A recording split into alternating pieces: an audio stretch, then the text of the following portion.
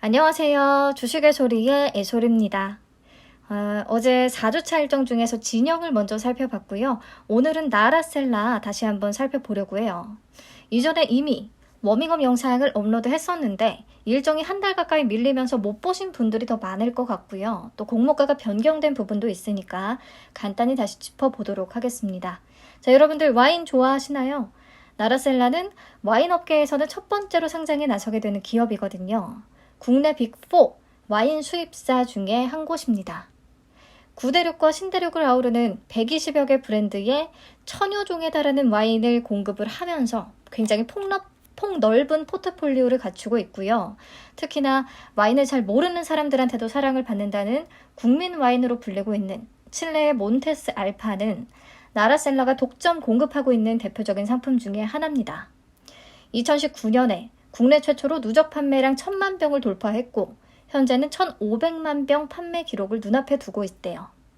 이 밖에도 홈페이지를 쭉 둘러보면 프리미엄 와인부터 입문자용, 중저가 제품까지 라인업이 굉장히 다양하다는 것을 알 수가 있습니다. 네, 그래서 이 회사의 사실 사업 내용은 굉장히 간단해요. 와이너리, 와인 양조장으로부터 와인을 수입하고 국내에서 유통을 시키고 있다. 근데 이 회사의 대표 경쟁력은요. 와이너리와 독점적이고 장기적인 파트너십을 구축하고 있다는 부분입니다. 와인을 수입해 올 때는 와이너리, 즉 주요 와인 생산국가의 양조장 포트폴리오를 확대하고 유대 관계를 유지하는 게 핵심 능력이 됩니다. 그 어떤 산업보다 관계 기반의 비즈니스 구조를 보이기 때문이에요. 그래서 나라셀라는 마승철 회장이 국내로 와인을 들이기 전에 꼭 해당 와이너리를 방문해서 직접 계약하는 것으로 굉장히 유명합니다. CEO가 주요 와이너리를 직접 관리한다. 그리고 차별화된 브랜딩 능력을 가지고 있다고 얘기하는데요. 단순히 많은 물량을 계약해서 싸게 파는 것보다는 와인의 좋은 가치를 인정받는 게 더 중요하다라는 철학을 가지고 국내 시장에 맞게끔 와이너리와 상호 합의된 프로모션을 통해서 가치를 극대화하는 쪽으로 브랜딩 해왔다고 합니다. 그래서 와이너리들이 자체적으로 실시하는 현지 모니터링에서도 언제나 높은 평가를 받고 있다는 게 회사 측의 설명이에요. 이런 능력들을 바탕으로 와이너리와 돈독한 관계를 잘 유지하고 있다는 거죠. 실제로 총 121개 브랜드 중에 46개, 46개 브랜드는 10년 이상 장기 거래를 유지해 오고 있더라고요. 그리고 주요 와이너리들이 나라셀라에다가 독점적인 지위를 인정한다라는 내용의 공식 서한을 발급하기도 했습니다. 이게 극히 예외적인 경우라고 하네요. 그만큼 신뢰감을 표현하는 거라고 할 수가 있겠죠. 그래서 보면 업계에서는 꽤 인정을 받는 상위권 수입사라는 게 느껴지기는 하는데 최근에 제가 읽은 기사가 하나 떠오릅니다. 재벌가 2세와 3세들이 와인 사업에 꽂혔다는 내용이었어요. 기사에서 정리된 부분을 발췌해뒀으니까 각각의 그 대기업들이 어떤 사업을 추진을 하고 있는지 참고하실 분들은 한번 읽어보시면 되겠고요. 다들 와인을 직수입, 유통하는 전문 자회사를 설립하거나 해외 와이너리를 직접 인수까지 하면서 와인 사업을 미래 성장 동력으로 삼고 있는 모양새다라는 게 골자입니다. 이렇게 되면 와인 유통업계에 대한 가치가 전체적으로 상승할 수는 있겠지만 그만큼 경쟁이 또 치열해질 것으로 보인다는 거. 이런 유통 공룡들이 참전을 하게 되면 생태계가 좀 바뀔 수도 있다는 부분이 조금 우려스러웠습니다.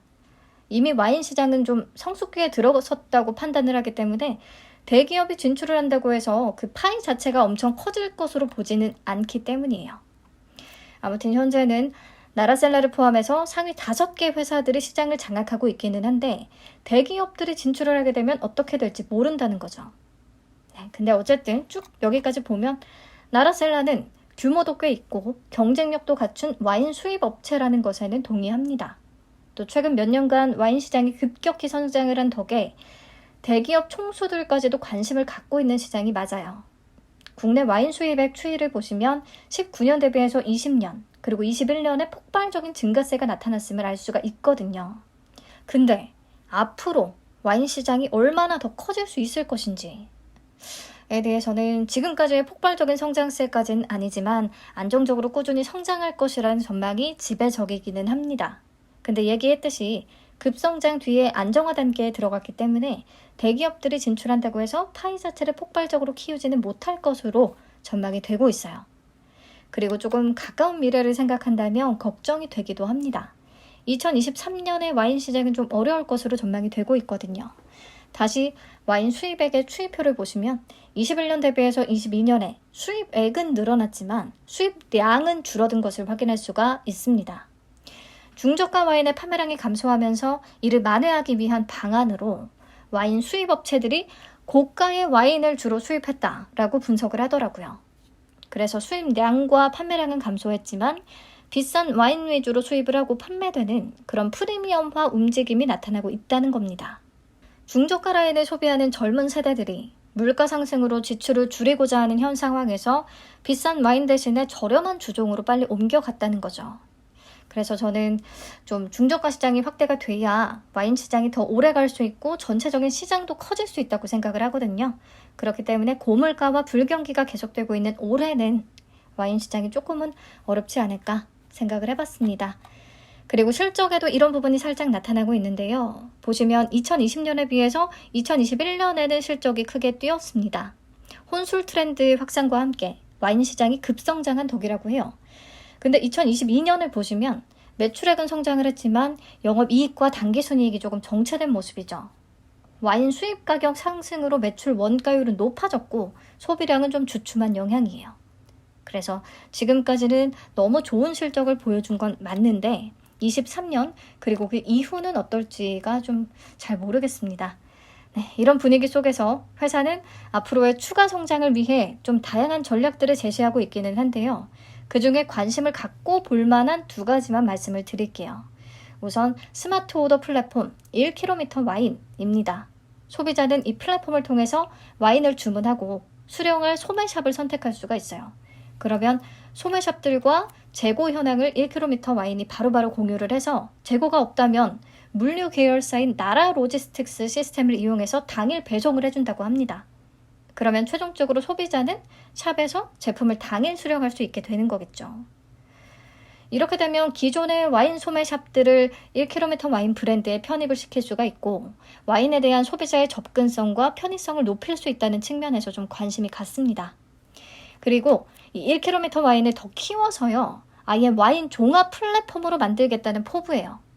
소비자, 레스토랑, 수입회사, 와이너리 이들이 모두 이 플랫폼 안에서 무언가를 얻고 제공을 할 수 있도록 그리고 상호작용이 가능하도록 하겠다는 겁니다. 여러분들도 플랫폼의 힘은 잘 아실 테니까 이 플랫폼이 제대로 구축이 된다면 회사의 가치는 훨씬 커질 수도 있겠다는 생각이 들긴 했어요. 그리고 마지막, 국내에서 유일하게 신사동에 와인 복합 문화 공간을 조성하고 있다는 부분입니다. 이 공간에서 와인 소비를 하나의 문화로 만들고 다양한 체험과 교육을 통해서 소비층을 좀 확대하겠다라는 목표인데요. 아무래도 젊은 층들은 이런 경험을 좀 자랑하고 또 공유하고 SNS에 공유하고 이런 게 중요한 일상 중에 하나잖아요. 그래서 이런 거를 또 마케팅으로 잘 활용을 한다면 회사 인지도를 높이고 가치를 높이는 데 있어서 좋은 기회로 삼을 수 있겠다는 생각을 해봤습니다. 네, 내용은 이 정도 살펴보고요. 공모 관련 내용들 다시 체크하시죠. 총 145만 주 공모하고요. 공모가 밴드가 드디어 낮아졌습니다. 2만 원에서 2만 4천 원. 그래서 공모액은 290억 원에서 438억 원 규모가 되겠고요. 시가총액은 약 1288억 원에서 1545억 원 규모로 상장을 추진하게 된 거예요. 청약은 진영하고 일정이 겹치고요. 현재로서는 상장일도 동일합니다. 그래서 또 한 번 동시 상장이라서 우선 CU박스와 모니터랩의 상장의 성과를 잘 참고해야 될 것 같아요. 청약은 신용증권과 유진투자증권에서 가능합니다. 구주 매출 15%가 존재합니다. 최대 주주인 나라로지스틱스가 이번 공모를 통해서 주식을 팔게 되는데요. 구주 매출 자금을 나라셀라의 와인 레스토랑 계열사 운영 자금으로 지원할 예정이라고는 해서 크게 문제 삼지는 않아도 될 것 같아요. 네, 우리 사주 조합에는 3%가 배정이 됐고 1인당 배정 금액이 전혀 부담이 없는 수준인데 그럼에도 모니터랩처럼 미달이 발생할 수도 있으니까 확인이 가능하다면 해봐야겠네요. 다음, 상장 직후에 유통 가능한 물량 보시죠. 26.88%, 20%대로 적은 편입니다. 기존 주주의 비율도 5.04%로 낮은 축에 속하고요. 금액으로 계산을 하면 상단 기준으로 415억 원 정도의 규모. 그리고 나라셀라에 투자한 벤처금융은 A벤처스 딱 한 곳인데요. A벤처스가 보유한 주식의 상당수량은 의무보호 예수로 묶여있고 나머지 물량 중에 또 상당수는 자발적 보호 예수를 약속을 해줬더라고요. 그래서 곧바로 자금을 회수하기보다는 나라셀라의 성장에 힘을 보태려는 모습을 보여주고 있어서 이거는 그래도 긍정적이라고 할 수가 있겠네요. 덕분에 상장 직후 시장에 풀리는 물량이 많지는 않겠습니다. 그리고 A벤처스의 투자 단가는 22,000원이거든요. 그러면 공모가 밴드 하단인 2만원보다도 오히려 높은 거죠. 그래서 혹시나 공모가가 밴드 하단에 확정이 된다면 꽤 매력적으로 느낄 수 있는 포인트가 아닐까 싶습니다. 그 밖에 미행사 주식 매수 선택권은 1년 안에 행사기간 도래하는 것이 없기 때문에 넘어가면 될 것 같아요. 자, 그러면 가장 궁금했던 공모가 산정 내역에서 변경된 부분 한번 살펴보시죠. 이 회사는 고평가 논란이 계속됐습니다. 처음에는 피어그룹의 루이비통을 포함시켜서 펄을 높였다 라는 지적이 가장 컸고, 그러다 보니까 정정신고서를 통해서 주류 관련 매출이 50% 이상인 회사로 좀 제한하는 모습을 보였었죠. 그러면서 이탈리안 와인 브랜드를 새롭게 편입했고 루이비통과 롯데칠성 음료는 제외됐습니다. 하지만 여전히 펀은 그대로 높고 공모가 밴드도 수정이 되지 않았었죠. 그래서 유사 회사를 변경했음에도 논란은 계속됐습니다. 대부분의 해외 회사들은 자체적인 브랜드의 와인이나 샴페인, 위스키를 직접 생산하고 유통시킨다는 측면에서 유통만을 담당하고 있는 나라셀라와는 성격이 다르다, 가치가 다르다 라는 거였어요. 결국에 유통업에만 초점을 맞춰서 도소매업 중심의 기업 중에서 수출입 내역이 존재하는 회사로만 이제 이번에 선정을 합니다. 최종적으로 선정된 기업은 화장품 글로벌 유통 플랫폼을 가진 실리콘투와 이탈리아 와인 유통사인 콤파니아 데이 카라이비, 그리고 이탈리안 와인 브랜드, 이렇게 3개 기업이에요. 그래서 마침내 적용하게 된 펄도 약간은 조금 낮아졌고 공모가 밴드도 약간의 할인이 이루어진 거예요. 이 과정에서 회사는 일정 변경을 포함해서 정정신고서를 4번이나 제출합니다. 그래서 고평가 논란이 끊이지 않았다는 부분과 계속해서 산정 내역이 변경됐다는 사실 자체가 조금 부정적인 이미지를 심어줄 수는 있을 것 같습니다. 아무튼 이 회사는 와인업계의 첫 상장이다 보니까요, 공모가에 대한 평가가 너무 어려워요. 그냥 개인적으로 받은 느낌은 몇 차례 정정을 통해서 비교 기업을 계속 바꿨지만 적용 펄을 요 정도 수준에 유지하고자 좀 애쓰는 듯 보였고요. A벤처스의 그 투자 단가 22,000원에 조금 신경 쓰는 듯 생각이 들었어요. 그리고 지난 영상에서 얘기했듯이 이탈리아 식자재 전문 유통사인 보라티알의 경우에는 PER 5배 미만을 받고 있거든요. 회사 측이 보라티알은 퍼가 5배 미만이라서 제외시키긴 했는데 식자재 유통기업들의 퍼가 대부분 낮은 데에는 이유가 있을 것이라고 보기 때문에 그냥 제외시키고 넘어갈 일은 아니라고 생각을 했어요.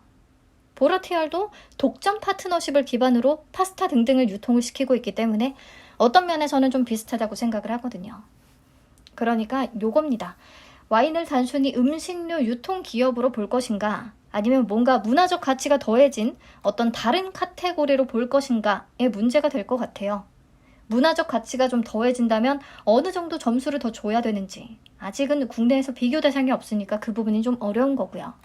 그나마 앞에서 얘기했듯이 주요 재무적 투자자인 A벤처스의 투자 단가가 22,000원이라는 점에 있어서 공모가 밴드 2만원에서 24,000원은 비교적 적정하다라고 받아들여질 수도 있겠습니다. 근데 내심 좀 하단에서 확정이 됐으면 좋겠다는 생각이 드네요. 네, 정리하면 뭔가 와인 시장의 성장과 대기업 총수들의 사랑으로 인해서 관심이 가는 분야기는 하죠. 업계 첫 상장이기도 하고요. 근데 공모가에 대한 평가가 어떨지는 수요 예측을 저도 참고해 봐야 될 것 같아요. 그리고 진영과 동시 상장이 예정되어 있기 때문에 잘 비교하고 따져본 뒤에 판단을 해야겠습니다. CU박스와 모니터랩의 상장의 성과 확인도 필요하겠고요. 네, 그럼 배정 물량과 한도 보고 마치도록 하겠습니다. 신영증권은 16일까지 개설을 했어야 참여 가능합니다. 유진투자증권은 21일까지 개설하면 가능하겠고요. 수수료는 둘 다 2,000원이 부과되고 최소 청약 수량은 50주입니다. 수요 예측 톡에서 공모가 확정되면 다시 한번 체크해 드릴게요. 네, 결과는 19일에 진영과 함께 발표가 되니까 그때 비교해서 보시면 되겠습니다. 긴 영상 시청해 주셔서 감사합니다. 행복한 하루 보내시고요. 저는 내일 뵙겠습니다. 안녕.